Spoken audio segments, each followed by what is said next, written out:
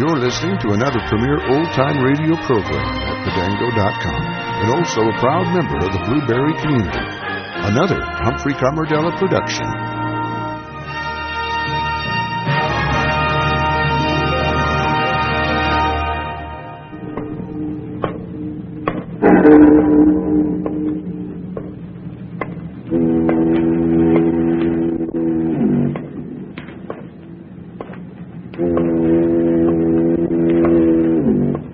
Out of the fog, out of the night, and into his American adventures comes Bulldog Drummond.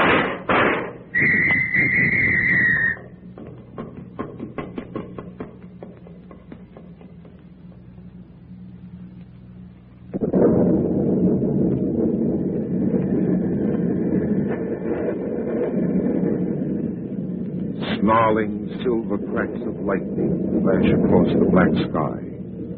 The brooding wind whips at the heavy rain. The water churns itself into waves of white-capped anger. The elements rage, as here in this storm-swept sea, man plots his age-old crime against man, murder.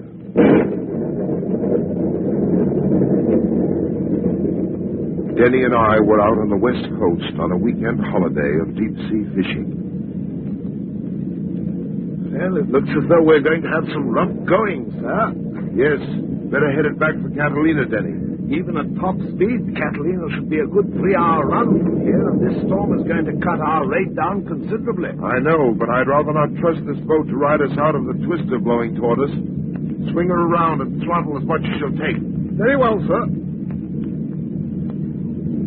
Better switch on the head beams. It'll be as black as pitch in a few moments. Right, sir. Captain Drummond. What is it, Denny? Look, sir. Up ahead in our headlight beam. There's a man in the water. Hurry. Give it more speed. This is all she'll safely take, sir. He's gone, sir. I don't see him. Swing to your right. There he is, about 50 feet ahead. I see him, sir.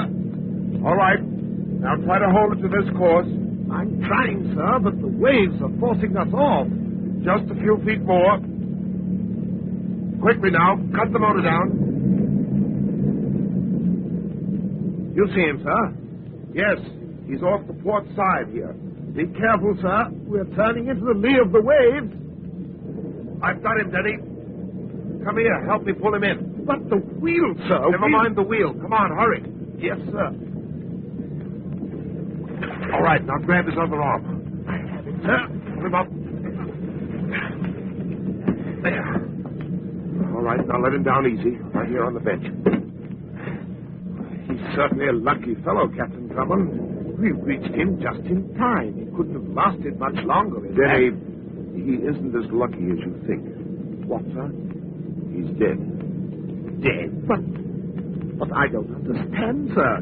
He was swimming when we first saw him. He was afloat when you grabbed him in the water. He wasn't drowned. No, he wasn't drowned, Denny. Look here, this bullet hole in his chest. He was murdered.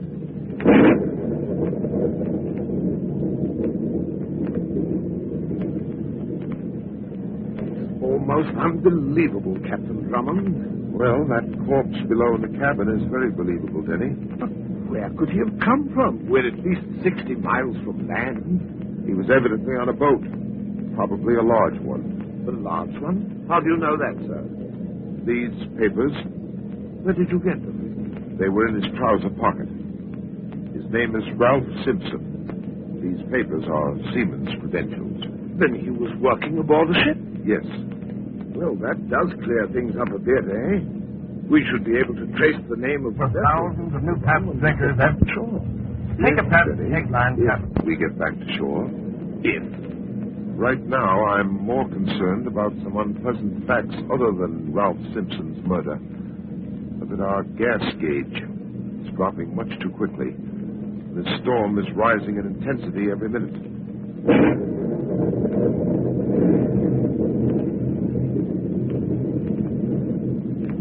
Captain Drummond, look! Look, sir! To our starboard! Lights! Across the reach of darkness, I saw them. dim little yellow lights that flickered and danced. Through the mounting fury of the waves, we pushed slowly in their direction. Gradually, the lights grew larger and larger. Gradually, as we moved closer and closer, the outlines of a good-sized yacht took shape.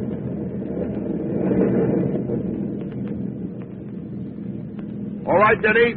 We're coming alongside. Drop the speed. Yes, sir. How's that, sir? A little more. That's it. I can make out a Jacob's ladder. It's hanging up ahead a bit. Cut your motor. I've got it. Bring the line here. Coming, sir. We'll tie up to this ladder. Here you are, sir. I take an oath, sir, right here and now, never again will I leave terra firma.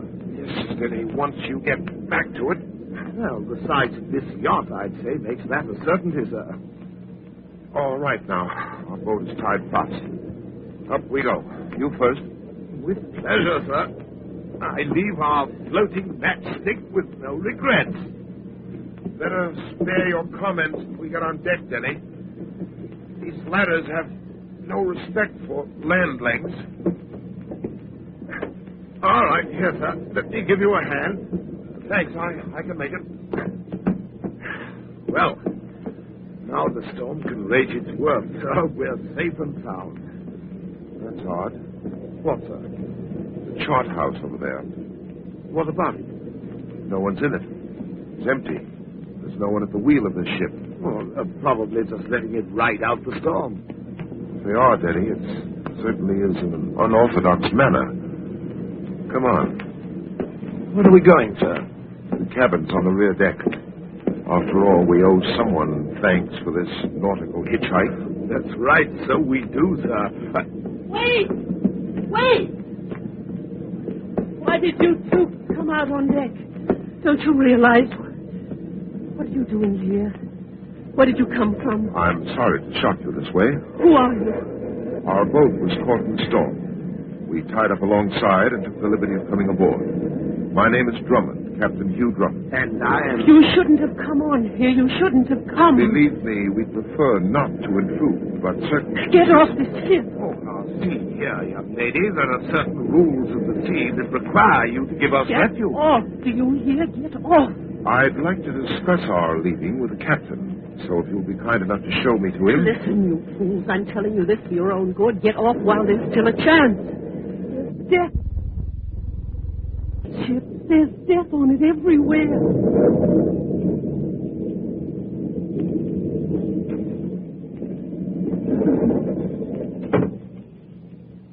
All right. Now go on with your story. But he'll find me here. He'll kill me just like he'll kill the others. I know it, Captain Drummond. I know it. We can't escape. Now, don't worry. You're safe here. Denny is guarding the door to this chart house. Nothing can stop him. He'll kill us all, every one of us. Don't you see we haven't a chance? Maybe you will have a chance. If you'll just try to get hold of yourself so I can get some sense out of all this. What can I tell you? First, who are you? Mrs. Hilton. Claire Hilton. Well, now that's a start. Now about the killer and his victims. We were invited aboard this ship for a weekend cruise. Who do you mean by we? My husband, Charles Hilton, and his 3 business partners. Robert Stevens, Sidney Kramer, and George Wilson. They have a brokerage firm on the coast. And your host, who is he? We didn't know at the time. What do you mean by that? Well, Charles and I had just returned from Chicago. My husband suffered a stroke last January. He lost the use of his legs. I took him to Chicago to see a specialist. His answer was the same as all the others. There was no hope. Charles would be confined to a wheelchair the rest of his life. Well, as I was saying, we had just returned home when we received the invitation to come on this cruise. The invitation was signed Mr. X. Mr. X? Yes. We thought it was some sort of a lark.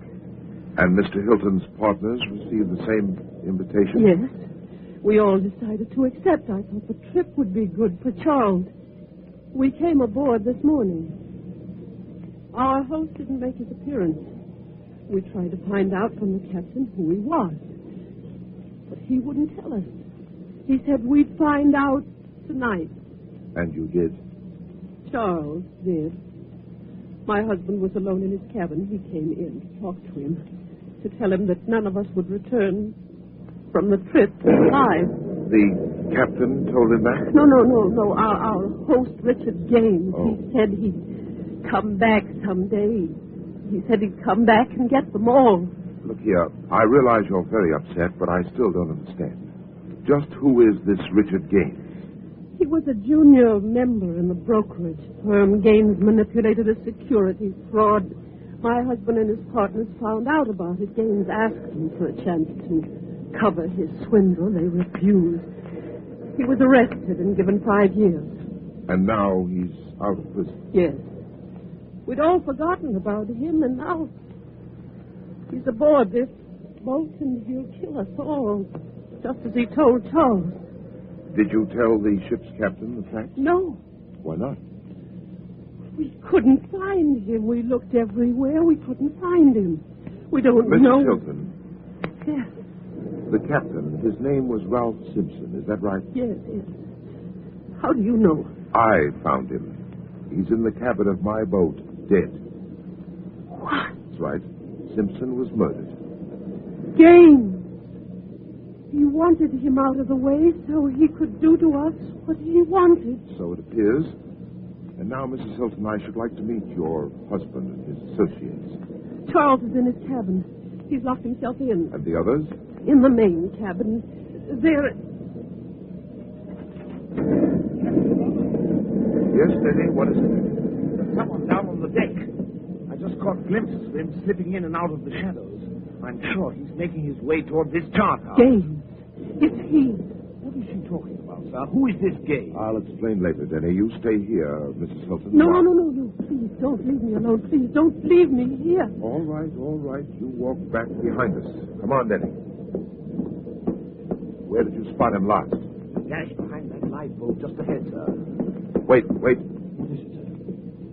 There's a figure coming from behind the lifeboat. He's coming this way. It's Gaines, Captain Drummond. He's coming. Quiet, don't move. We'll wait till he comes abreast, and then... Sir. Stand back, don't move. All right, come on. But those shots, sir. Evidently, those shots weren't meant for us, Denny. How do you know? Because the bullets found their mark. Right here, Denny, by the rail. A man. The man who came from behind the lifeboat. It's Robert. It's Robert Stevens. He's dead, sir. Yes? Of course he's dead. We'll all be dead. Oh. None of us will get off this ship alive. None of us.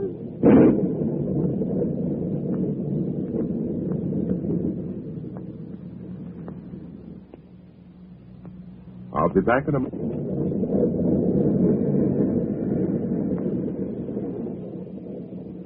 A mad killer lurked in the shadows aboard a storm-tossed boat. 2 victims had already met their death, but there were more on his schedule. I had Denny watch over Mrs. Hilton in the chart house while I went to the main cabin to see what I could do for the others. I told Sidney Kramer and George Wilson what had happened to the ship's captain and their associate, Robert Stevens. I told him not to go out. I told Stevens not to go. That's right. He might still be alive if he listened to you, Kramer. Sure. In union, there's strength. Let's all stick in here and get it together. Oh, shut up, Wilson. You've had too much. Kramer is right, Wilson. I suggest you hold up on that stuff a bit. You do you? Well, who asked you into this? This is our party, and I'm making it a good one for me. Drink, for tomorrow we die. Yeah, tomorrow, the next hour, the next minute. You're not helping things, Wilson. You're just making them worse for yourself. Why don't you be a good guy and do what Captain Drummond says? Why? Because, you fool, maybe he can get us all off this spot. Maybe he can get Gaines before he gets us. With what? What is he going to get him with? There might be ways. Don't kid yourself, Drummond. Nobody's swimming home from here. Nobody. Not even you. Stevens thought he could duck him. How did Stevens look when you found him, Drummond? Go ahead. Tell us about it again. Kramer here might like to hear it again. Stop it. Kramer, Yes, Captain Drummond? what about Charles Hilton? Has either one of you seen him? Well, we tried to get in to talk to him. He wouldn't open his cabin door. He said he wouldn't open it for anybody. No, sir. Charlie Hilton has got it all figured out. He's just going to sit in his cabin nice and tight. He's not going to open his door for anybody. No, sir. Not even for games. Wouldn't he let his wife in? No one. Not even Mrs. Charlie Hilton would he let in. Not even her. Well, that's a sweet husband for you. Why don't you get out of here, Wilson? Well, that's a great idea. Best idea you ever had, Kramer. Well, why didn't I think of that? Wilson, What do you want? where are you going? To my cabin. I'm going to bed. Wilson, wait. Get your hands off me. Wilson, for heaven's sake, listen to him. There's a chance I can save you if you'll do as I say. I'll take my own chances my own way. Now, get your hand off. Wilson, wait. Kramer, you stay here. Oh, what are you going to do? I'm bringing Wilson back. What about me? You can't leave me alone here. I'll be back just as soon. No, don't you see? If I'm alone, he'll kill me. That's what he's waiting for. That's just what he's waiting for. Wilson! Come on with me. I don't see him. Look at him, gone. Wilson! Wilson! Wait, hold it. Oh, are you going to look for Wilson? We don't have to look any further, Kramer. What are you doing? What did you pick up there? See for yourself. It's rolled up against the rail. A bottle. Yes, the bottle Wilson had with him. But where is he? You all right? Yes, Denny, I'm all right. What happened? Mrs. Hilton and I heard the scream from the chart house. It was Wilson. James. Yes. Where is Wilson, sir? Somewhere in those waves below, Denny. Wilson was pushed over this rail to his death.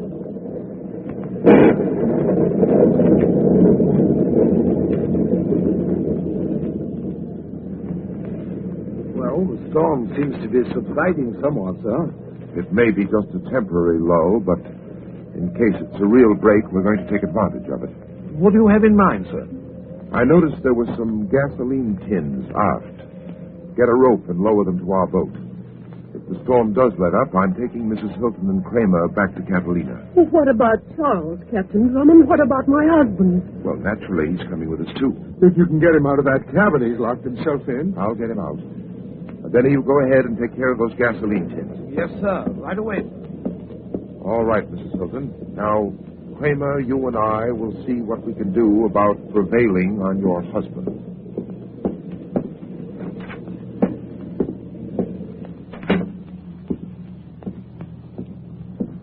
Charles' cabin is the last one at the end of this corridor.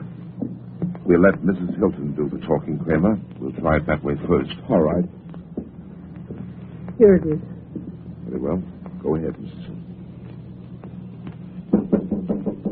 Charles? Charles, it's Claire. Let me in. Charles, let me in, please. There's someone here to help us. It's all right, Charles. You can open the door now. Drummond, he won't answer me. He probably thinks it's a trick. Hilton! Claire's telling the truth. Open the door. We do have someone to help us. We can beat James at his own game now. Unlock the door, Hilton. Let us in. It's no use. I know how he is. I know how stubborn he can be. All right. Stand back, Mrs. Hilton. Kramer, you get over here. What are you going to do? We're breaking this door in. Get ready, Kramer. Drive into it with all your might. I'm ready. All right. Let's go. All right, harder. It's starting to give. Another one should do it. Well. Charles, are you all... Captain Drummond, he's not here. Charles isn't here.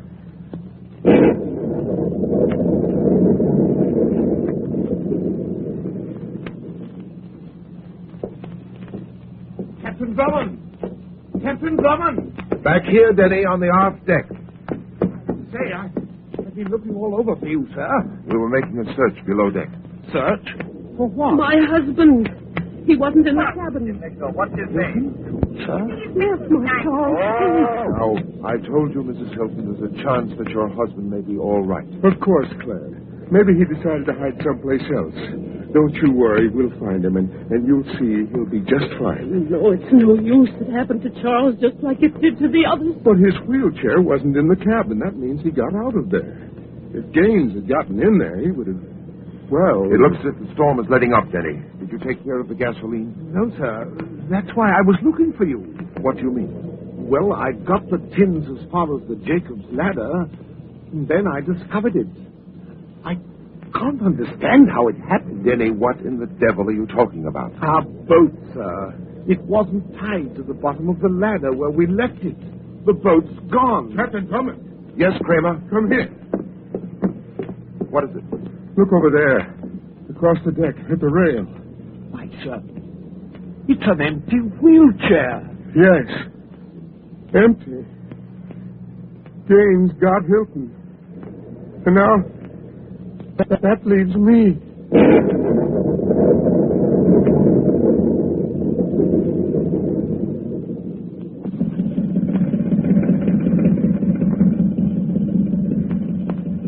How's Mrs. Hilton, Captain Drummond?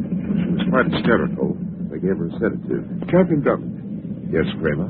you know, I consider myself a very lucky man. We're all very lucky. Those of us who were left. Well, I owe you a great deal. If you hadn't been aboard, Gaines wouldn't have left in your boat before his work was finished. Now, I'm alive and headed home. You know, you can really thank Denny for this trip back to shore. He found the emergency flare gun that brought this Coast Guard cutter to our rescue. Well, maybe, Captain Drummond, I'm being just a little too optimistic, huh? What do you mean by that? Well, Gaines is still loose. You know as well as I do that he won't stop until he gets to me. Or at least makes a good stab at it. I wouldn't worry too much about Gaines if I were you, Kramer. When we boarded this cutter, I had the officer in charge send out an alarm to pick up my boat. I also had a radiogram sent to the California State Police. I don't think you or Mrs. Hilton will have anything more to fear from Gaines. But what if he escapes the police? Will we get protection? Oh, yes, I'm taking care of that. I'm seeing to it that both you and Mrs. Hilton will be watched very closely.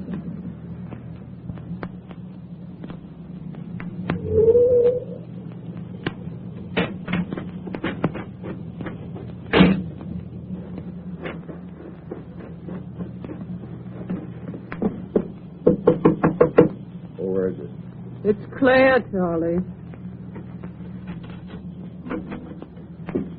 I thought you'd never get up here to the lake. This is the first chance I had. Drummond's been having one of the city cops keeping an eye on me. What? You have someone on your trail and you come up here? You crazy fool. What's the matter with you? You want to ruin everything? Oh, don't get excited, Charlie, dear. That cop was only put there for my protection. He thought I went to bed. It was easy to slip out of the house. Ah, there's not a thing to worry about, believe me. You sure, Claire? Mm-hmm. Charlie, What? is she going to kiss your loving... Sure.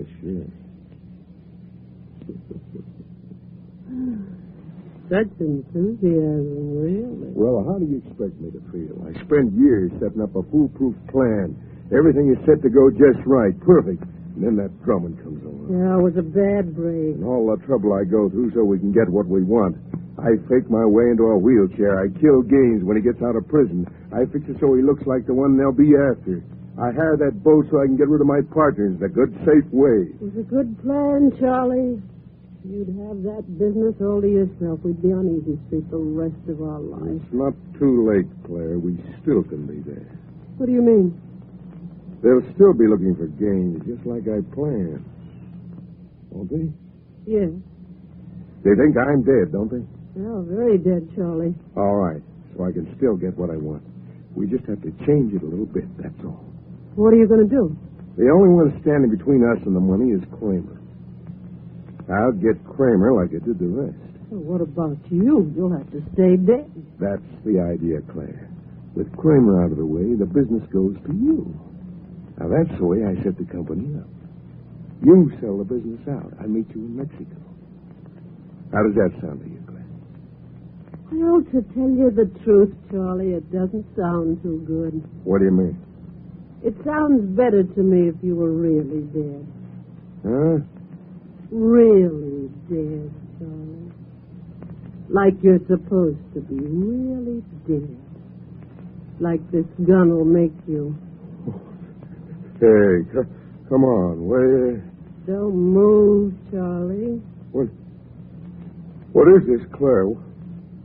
What kind of a joke is this? No joke, Charlie. It's no joke at all. I just don't like the idea of living with a dead man. I like an idea of my own better. I like the idea of having all that money for yourself. You're going to be as dead as game there. I'll take care of Kramer myself. They'd never suspect me. Just as you planned it. Gaines will be the one they'll suspect. Only dead men don't talk, do they, Charlie? They don't talk. How does that idea sound to you? Drop that gun. Captain Drummond! I said drop it. Thank you. All right, Denny, get it? Yes, sir. So, Mrs. Hilton, this is your dear departed husband. A cute couple, eh, Captain Drummond? Yes, about as cute as a pair of rattlesnakes. No comment from the Hiltons, sir. I'm sure the Hiltons said much more than they cared to have anyone hear. It was very revealing listening. Didn't you think so? The jury will find it more damaging than revealing, Denny. And Hilton, talking about damaging evidence, I've got something in my pocket I want to show you. These rubber heels. I removed them from the shoes I found in your cabin aboard the death ship. It struck me as rather peculiar that an invalid who'd been confined to a wheelchair should have his heels run down in such a marked manner. I decided to let these heels follow in your wife's footsteps. As you see, Mrs. Hilton was most obliging. And that, sir, I'd say, about closes the matter, eh? Just about, Denny. Oh, no, not quite. There's one more thing I did want to mention. These two were exchanging ideas a moment ago. Well, a court of law will soon present an entirely different idea to the Hiltons, and I was just wondering how that idea is going to sound to them.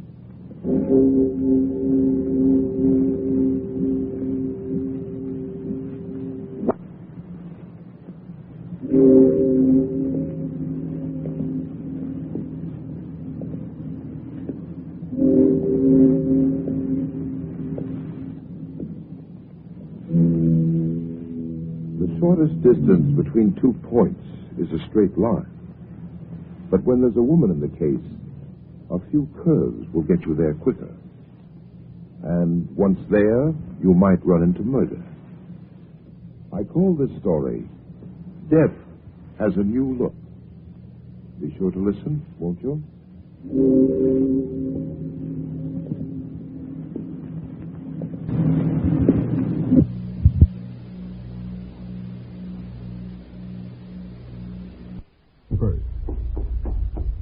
Here's the report, Sam. You want to read it over? I do not. File it under F for forget. About that poor Celeste, Sam. Oh, yeah. Well, I made a date with Celeste to take her dancing tomorrow night. She needs cheering up, you know. What for? Well, you said she needed help. Well, that isn't exactly the kind of help I had in mind. Oh. I don't see why it's necessary Effie, to take we must each of us give a particular kind of help each of us is particularly equipped to give. Very well. She used to make over men just to get the other women jealous. That she did. Aren't other women silly to allow themselves to get jealous when they know just what she's up to? Idiotic. Just idiotic. Sure thing. Go home, Effie. I'm a lousy dancer. Oh, very well. Have fun, Sam. Good night, Sam. Good night, sweetheart.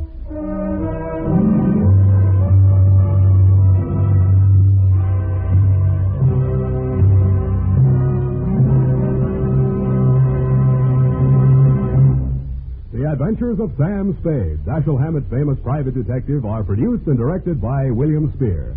Sam Spade is played by Howard Duff. Lorene Tuttle is Effie. The Adventures of Sam Spade are written for radio by Bob Tallman and Gil Dowd, with musical direction by Lud Gluskin. This is Dick Joy, reminding you that next Sunday, author Dashiell Hammett and producer William Spear join forces for another adventure with Sam Spade, brought to you by Wild Root Cream Oil. Again and again, the choice of men who put good grooming first.